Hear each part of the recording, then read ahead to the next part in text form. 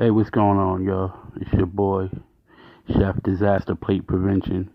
I just coming to y'all with some more information, some more thoughts, things like that, like I always do, keeping it fresh, you know? Um, in this case, this part is called, you know, watch the company you keep. And see, a person, when you get so big in this industry, you create a lot of bonds, you make a lot of links, you come across a lot of people in this industry, and that could be make or break you. That's the thing about this industry. Meetings can make or break you. So with that being said, if you look at this picture of Suge and Snoop Dogg and Tupac, all these people were victims of the company they keep, guilty by association. Now I'm gonna go through some scenarios here, and I'm gonna run some things by you guys on my thoughts on the company that Tupac kept. You know what I'm saying? And how that may have led to his downfall of being shot and ultimately feeling like he had to leave the country, for his own safety. So I say that to say this.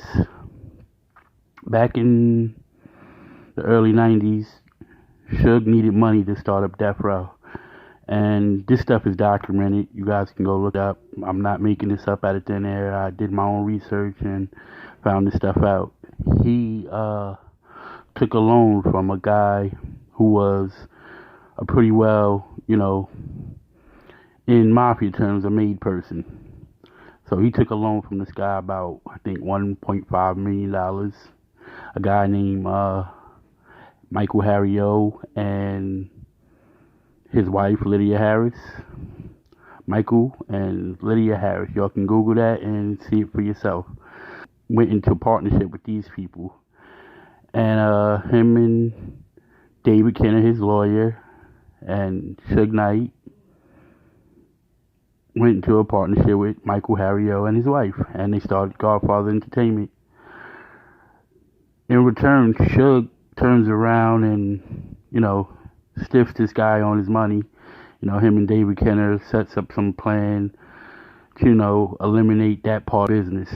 I mean, Michael's wife's house has been broken in. I mean, she says this herself. And I think they ultimately believe that Suge, had the house broken in and they killed her dogs and stuff like that. So I think they held Suge responsible for that. So he already had dealings going on, and then, David Kenner's story, all the people he's connected with, all the mafia connections and low-level gang member connection he has, and bringing in Tupac into that situation. I think that Harrio might have been upset with the way the business was handled, and he felt some type of way because allegedly there was an attempt on Michael Harrio's life while he was in prison, and he was in a meeting with none other than his lawyer, David Kenner, and he became sick and almost died. And they said they found some sort of poison in the system or something like that. And if that was me, and being in the position that Harrio was in, I would probably make some sort of move too if I felt like they made some sort of move at me. I mean, you guys can go check this information out. It's documented. I'm not making none of this up. This is not for me. I just want to get the information out there to find out what happened to my boy. Now, it goes back to the company you keep. So maybe they were shooting at Suge in Vegas that night, and Pac was in the way. He was collateral damage, and he was trying to jump in the back seat and use them as a shield. Who knows? But I mean, when you rip people off for that kind of money, there's gonna be some sort of repercussions.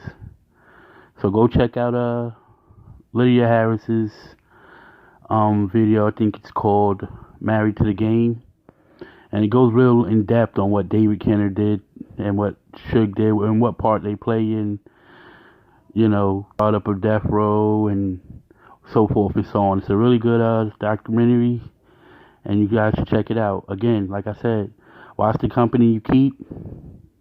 Keep your head up, keep it pushing, you know what I'm saying? And Tupac, do what you do, baby. I ain't mad at you. Yo, subscribe, like, leave some comments, and I'll be getting back to you with some more fresh information on how fishy this whole thing is. By the end of it, we're gonna figure something out. We're gonna figure out what happened. Thank Vegas. Peace.